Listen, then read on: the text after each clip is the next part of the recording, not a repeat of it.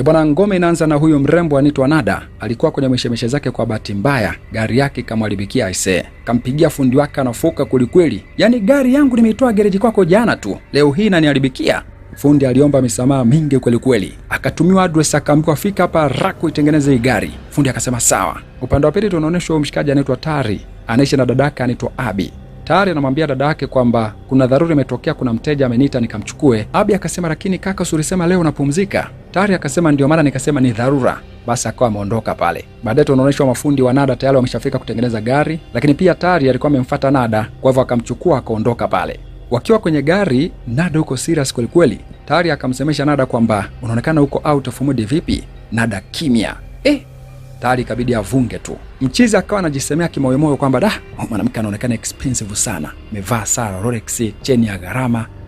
Kana na hela kweli huyu. Walipofika anapokaa Nada, Tari akamwambia Nada kwamba samani dada yangu, mimi ukiachilia mbali na udriver Uber, lakini pia nina kazi nyingine, waga na lara na wanawake kwa kulipwa. Kwa hivyo kama una marafiki zako au kama ni wewe, mtu yoyote yule akitaka service hiyo, basi mimi nipo.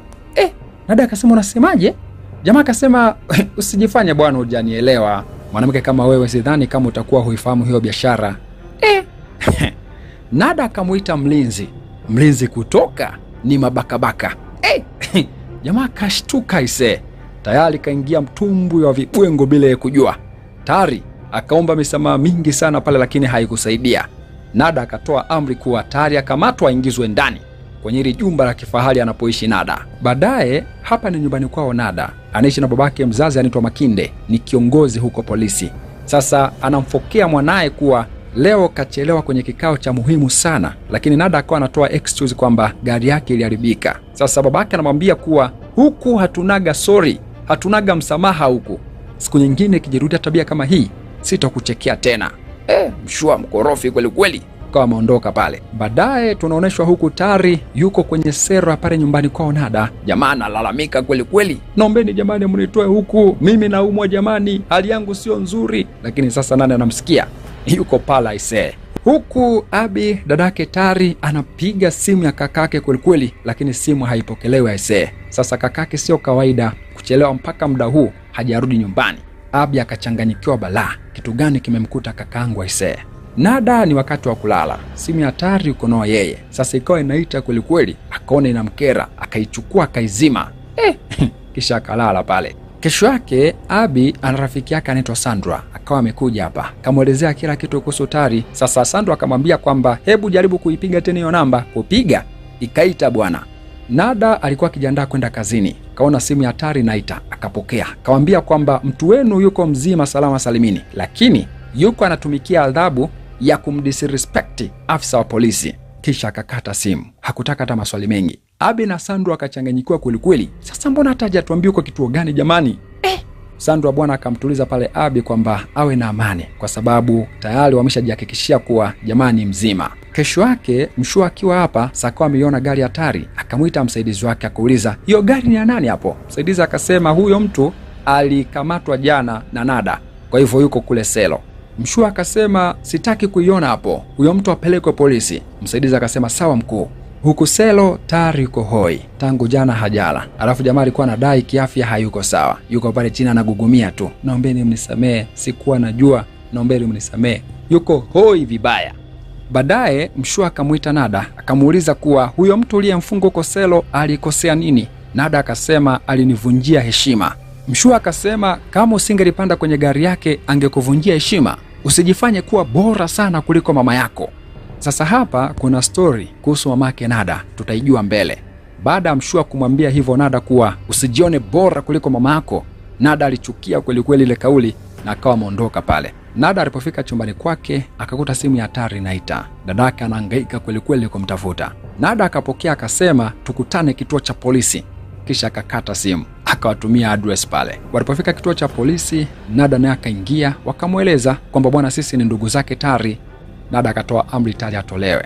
Jamaa akatoka yuko hoi vibaya, akakumbatiwa pale na dada yake na nini. Sasa mchizi kabla hata hajaondoka hapa kituo cha polisi, jamaa akaanguka chini aisee. Wakambeba wakamkimbiza hospitali. Baada ya kufanywa vipimo, daktari akaleta hapa majibu. Sasa kabla hata hajaeleza majibu, dada mtu bwana akataja ugonjwa ambao anaumwa kakake, anaumwa ugonjwa wa moyo na mishipa ya damu. Daktari akasema ni kweli. lakini kwa sasa hali yake ni mbaya sana. Anahitajika kufanyiwa surgery haraka na mapema iwezekanavyo. Daktari akawa ameondoka pale. Nada haongei kitu, yupo kimya tu. Sandra akafoka kweli. Ni makosa ya huyu mwanamke, ndo kamkamata kamtesa Tari mpaka leo hii ana hali mbaya. Abi akasema hapana, hata sio makosa ya huyu polisi. Tari anaumwa ugonjwa muda mrefu sasa, na tulikuwa tukihangaika muda mrefu sana kutafuta pesa ya surgery. Pesa ambayo inahitajika kufanyiwa surgery ni milioni 5 naira. Sandra alipagawa kusikia hivyo. Akamwambia Abi, kwa nini mlinificha tatizo kubwa kama hili? Sandra bwana alidhani kwamba polisi ndo kasababisha Mwamba kuumwa, lakini kumbe Mwamba alikuwa na huo ugonjwa tangu muda mrefu sasa. Nada hakuongea kitu. Akanyanyuka akamfuata daktari akamwambia, daktari, inagharimu shingapi kumfanyia surgery huyo mgonjwa? Daktari akasema milioni 5 naira. Nada akasema, basi naomba umfanyia hiyo surgery.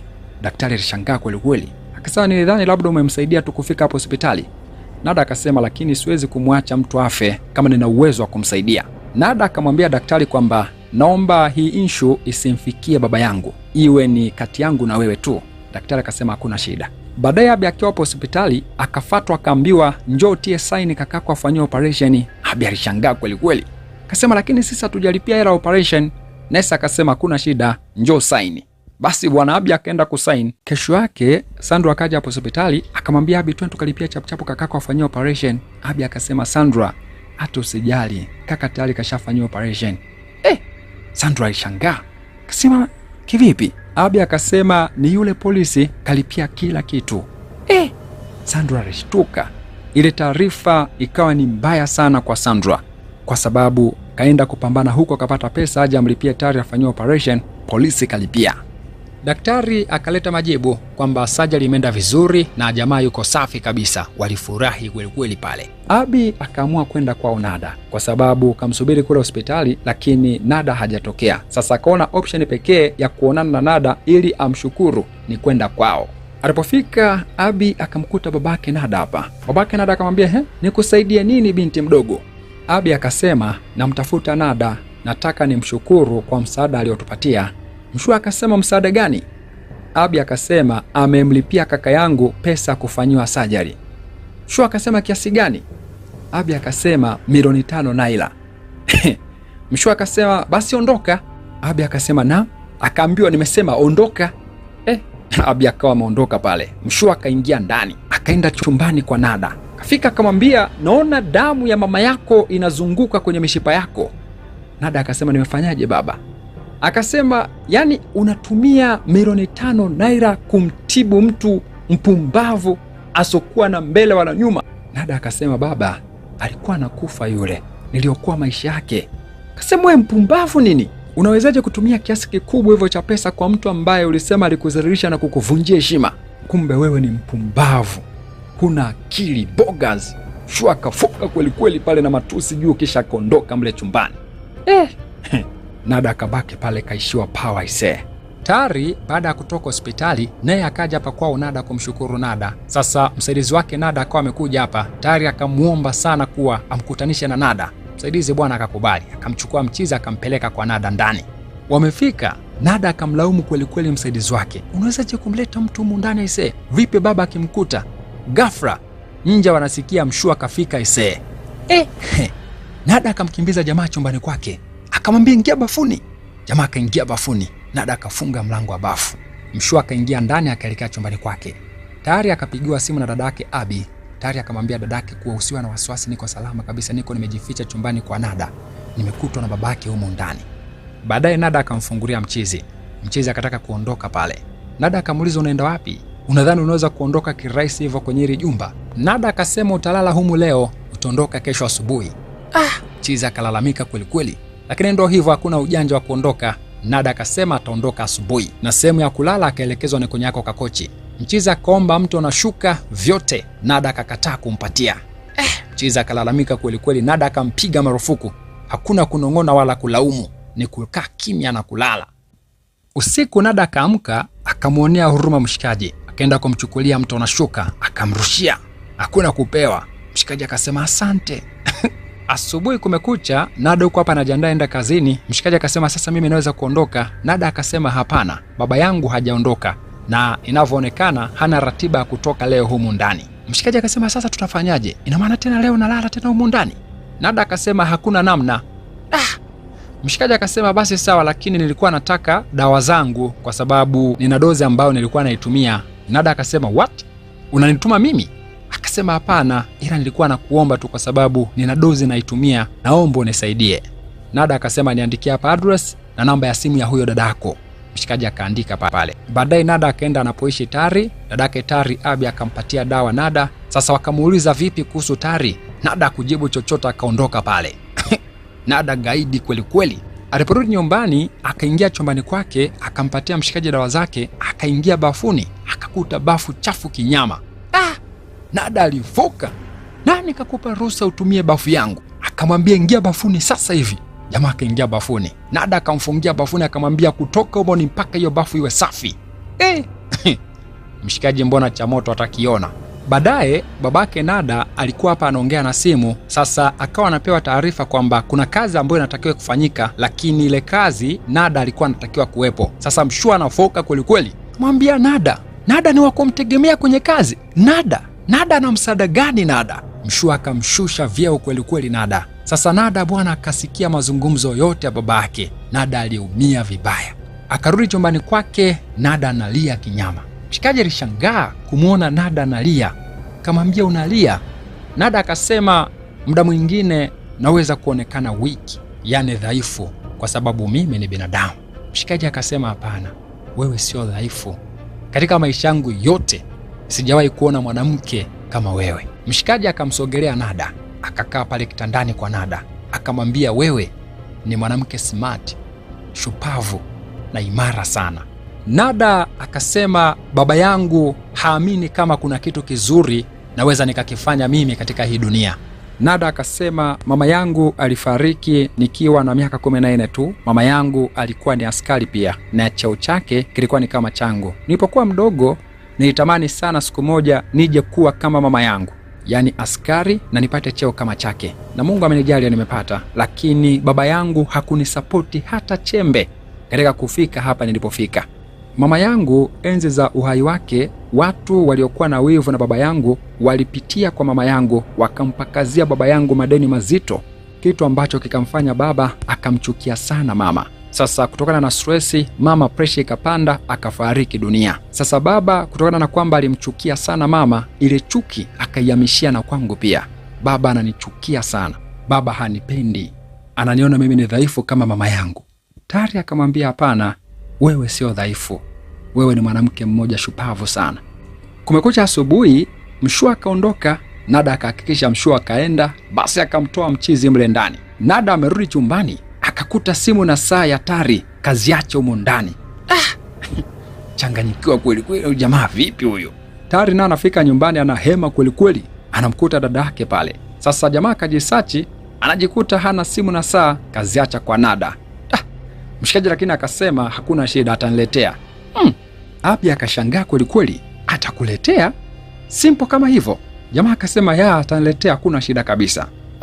Kweli bwana. Baadaye Nada akamletea mshikaji vitu vyake. Mshikaji akamwambia Nada kwamba tunaweza tukakaa angalau kanywa hata kinywaji. Mimi nimekuwa kwako kwa siku 2 sasa. Kaa hata dakika 2 tu kwangu. Nada akamwambia labda siku nyingine. Tari akamwambia basi naomba nipatie namba yako ya simu. Nada akakubali. Leo Nada uko freshi kabisa, anatabasamu na nini safi. Tari naye hata muogopi asivi Nada. Nada akampatia namba yake mchizi kisha akaondoka pale. Sasa Abi anakuja hapa anasema, kuna nini kinaendelea kati yako na huyo polisi? Siwaelewi, naona mnatabasamiana tu. Tari akasema hakuna chochote bwana. Baadaye Tari akiwa hapa nyumbani yuko na Abi pamoja na rafiki yake Abi Sandra. Sasa Tari akawa busy kweli kweli anachati na Nada. Nada naye yuko anatoka kazini akawa anatabasamu kweli kweli alipokuwa akichati na Tari. Msaidizi wa Nada akawa anashangaa kweli kweli Nada yuko busy anachati huko akiwa anatabasamu sana. Huku pia kwa Tari akawa anachati anatabasamu kweli kweli. Sandra akawa anashangaa, vipi huyu jamaa anachati na nani? Mazoea kati ya Sandra na Tari yakawa makubwa, wanachati, wanaongea kwenye simu, safi kabisa. Baadaye nyakati za jioni Sandra akawa amekuja hapa kwa Tari. Tari akamwambia Sandra kwamba rafiki yako Abi hayupo. Sandra akasema hapana, nilikuja kukupa hai wewe. Naona unapika, una mgeni kwani? Jamaa akasema ndio, girlfriend wangu anakuja. Sandra akasema muda si mrefu polisi Nada akafika hapa ise. Ndo girlfriend ambaye tayari alikuwa anamwambia Sandra kuwa anakuja. Tayari akamkaribisha Nada. Sandra bwana akabidi aage tu aondoke. Akaondoka pale. Nada akabaki mle ndani na Tari akamsifia Nada kuwa ni mzuri kweli kweli. Kumbe yale mavazi yake ya polisi yale hayamtendeagi haki. Nada akasema, naweza kupata kinywaji? Tari akasema ndiyo, lakini pia nimepika. Tutakula tutakunywa. Nada akasema sawa. Nada anatabasamu kweli kweli. Yaani asivyo anajiachia kwa Tari. Safi kabisa. Sandra huku nje kachukia balaa. Sandra waga anampenda sana Tari. Lakini Tari ndo hivyo jamaa hajui kuwa Sandra anampenda. Sasa Sandra yuko hapa kachukia balaa. Anaipiga mateke gari ya Nada. Hataki hata kuiona. Sasa Sandra akiwa hapa analia, akawa anakumbuka siku ile Tari amepelekwa hospitali na ikaombwa milioni 5 naira ili aweze kufanyiwa surgery. Sandra alienda kulala na mwanaume asiyempenda ili mradi tu aweze kupata hiyo milioni 5 naira Tari aweze kufanyiwa surgery. Lakini alipofikisha ile pesa hospitali akakuta tayari Nada kashalipia surgery. Sasa analia kweli kweli, anaumia kwamba alijisacrifice akatoa mpaka mwili wake kwa mtu ambaye leo yuko na mtu mwingine aisee. Nada akarudi nyumbani usiku sana. Akakutana na babake hapa. Nada akamsalimia babake kisha akaingia chumbani. Baba akamuita msaidizi wake, akamwambia kwamba kuanzia leo nataka uanze kumfuatilia huyo binti anapotoka na anaporudi. Baada ya siku 2-3 kupita, leo Tari karudi nyumbani akiwa na furaha kweli kweli. Anadai kapata kazi. Nada kamtafutia kazi na jamaa kapata kazi. Abi alisema Nada kabadilisha maisha yetu aisee. Ujio wa Nada katika maisha yetu ni baraka sana. Sandra yuko pale analia kilio cha ndani aisee. Mtu wake aliyempenda sana polisi kampiku. Siku moja Mshua yuko hapa kaletoa video na yule msaidizi wake aliyempa kazi ya kumfuatilia Nada. Sasa anatazama Nada yuko kwenye huba zito na Tari. Mshua kile kitu kilimchukiza balaa. Kesho yake akampatia Nada uhamisho wa ghafla usokuwa na sababu wala maelezo ya msingi. Sasa kutokana na kwamba jeshini hakuna cha kuhoji wahi, Nada akapokea uhamisho na kufanya kama alivyoelekezwa. Sasa baada ya Nada kuwa ameondoka, Tari akawa anapiga simu ya Nada haipatikani. Sasa leo Tari kavurugwa, anamwambia dada yake kwamba naenda kwao Nada, liwalo na liwe. Kama baba yake ni kuniua, wacha niue, ila lazima niende nikamuone Nada. Jamaa akatoka nyumbani kwa mbwembwe, kafika hapa akashindwa hata kugonga geti aisee. Kabaki anazunguka tu pale nje ya geti, anaenda narudi. Mwisho wa siku kaingia kwenye gari yake tu akaondoka. Aliporudi nyumbani, jamaa hana raha kabisa. Sandra yuko hapa kampikia mchizi akagoma kula. Yaani hataki chochote. Mawazo yake yako kwa Nada tu. Nada hapatikani kwenye simu tangu apewe uhamisho na babake. Na mshikaji ajui kuwa Nada kashahamishwa. Sasa leo Sandra akaamua amweleze ukweli jamaa kuwa anampenda sana na ishafanya vitu vingi kwa ajili ya jamaa. Hata alipoumwa alienda kulala na mtu asompenda ili mradi apate pesa mshikaji afanyiwe surgery. Mshikaji alikuwa ajui chochote aisee. Alimwonea huruma sana binti. Mwambia pole kwa yote hayo. Basi akamkumbatia pale. Kesho yake Sandra akahisi bwana mshikaji labda ndo hivyo wameingia kwenye mahusiano, lakini kumbe mshikaji wala yeye anamuwaza Nada. Sasa leo Sandra akamwambia twende tukaangalie movie. Mshikaji akasema siendi popote pale. Mimi siko sawa kabisa. Abi alikuwa anaenda sehemu, akawaacha Tari na Sandra mle ndani. Abi anafika hivi nje, anakutana na Nada. Nendo amekuja ise. Abi alifurahi kweli kweli kumuona Nada kwa sababu alikuwa hapatikani kabisa kwenye simu. Nada akauliza Tari yupo? Abi akasema ndio yupo. Huku ndani Sandra baada ya kuona jamaa amezidi kuwa mbishi muda wote anamuwaza Nada, Sandra akamshika kichwa mchiza akamkisi kwa lazima. Pale pale Nada anaingia ndani na Abi ise. Anakuta Sandra akamshika Tari wanakisi. Nada alichukia kweli kweli akawa mondoka pale kwa hasira. Tari akamfuata Nada anaomba misamaha mingi sana, anadai aelezee nini kilichokuwa kinaendelea. Lakini Nada hakutaka kabisa kumuelewa mshikaji. Nada akaondoka kurudi nyumbani kwao. Tari akamfuata Nada nyumbani kwao, anapiga kelele kweli kweli. Nataka niongee na Nada. Nada tafadhali nisikilize. Siwezi kukusaliti. Siwezi kufanya kitu nikakuumiza Nada. Nada tafadhali naomba unisikilize. Mshua akasikia. Kawaambia walinzi mrusuni huyo aingie. Jamaa kaingia. Kasema baba tafadhali nataka niongee na Nada. Mshua akaagiza Nada aje hapa. Nada akaja. Sasa Nada katoka kule kazini, karudi nyumbani bila hata sababu za msingi. Sasa Mshua akamuuliza kuwa hii ndo sababu iliyokufanya ukatoka kazini ukarudi nyumbani? Nada, kwenye hili sitakusamehe, lazima uadhibiwe. Mshua akatoa amri Tari akamatwe. Jamaa akakamatwa ise. Kisha Mshua akaingia ndani. Nada akamfuata akamuomba, baba, tafadhali naomba umsamehe huyo kijana. Baba akasema, nitamsamehe, lakini kwa sharti moja. Naomba kuanzia leo ufute kila kitu kuhusu huyo kijana katika maisha yako. Nada akasema, kwa nini baba? Kwa nini nimfute mtu ninayempenda katika maisha yangu? Hebu nipe sababu moja tu ya msingi baba, na mimi nitaelewa. Baba akasema, unanichallenge mimi? Nada akasema, hapana, nawezaje kukuchallenge kiongozi mkubwa wa polisi kama wewe? Mimi ni nani kukuchallenge wewe? Baba, madhaifu ya mama yangu siku zote umekuwa ukinitupia mimi. Hasira za mama yangu siku zote umekuwa ukinitupia mimi. Lakini baba, mimi sio mama. Mimi ni mimi na mama ni mama. Matendo ya mama yangu yasinifanye mimi niteseke kwa ajili yake baba. Baba akamsikiliza mwanae kwa makini kweli kweli. Nada akafunguka kweli kweli pale. Akasema, baba, mimi sio dhaifu. Mimi sio weak. Siwezi kutumika kizembe. Tafadhali baba, naomba ufanye hili moja tu katika maisha yangu. Mimi ni mtoto wako wewe na sio mke wako. Kisha Nada akaondoka pala ise. Nada akaenda kumcheki Tari kule selo alikowekwa. Sasa Nada akamlaumu kweli kweli Tari kwamba kwa nini alichukua maamuzi magumu hayo ya kuja hapa nyumbani. Lakini jamaa akasema, ni kwa sababu nilitaka nikueleweshe kile kitu ambacho ulikiona sicho ambacho ulielewa. Nada akasema, tayari Sandra ameshanipigia simu na amenieleza kila kitu, kwa hivyo nishaelewa. Aise, Tari alifurahi kweli kweli. Basi bwana, rasmi ndo hivyo, wakaendelea na uhusiano lao. Kesho yake Mshua yuko hapa ameshika picha ya mamake Nada. Kwa mara ya kwanza Mshua akasema, mke wangu, nakusamehe, nimekusamehe mke wangu. Baada pale Mshua akaenda kwa Nada akakiri kwamba ni kweli amekuwa siku zote akimchukia Nada, lakini kwa makosa aliyoyafanya mama yake. Baba kwa mara ya kwanza akamwambia Nada mtoto wake, nisamehe mwanangu. Nada bwana hakuwa na cha kuongea zaidi ya kumkumbatia tu baba yake. Nada akamgusia Tari. Baba akasema, kuna shida, nimemsamehe na yeye pia. So kwa kusema hivyo timinze kwamba Mshua kakubali Nada kuingia katika mahusiano rasmi na Tari bila kizuizi chochote kile. Baadaye tunaonyeshwa Tari yuko hapa na Sandra. Tari akamshukuru sana Sandra kwa kusaidia kuliokoa penzi lake na Nada lisife. Nada akawa amekuja hapa kwa Tari. Sandra akaaga pala akaondoka.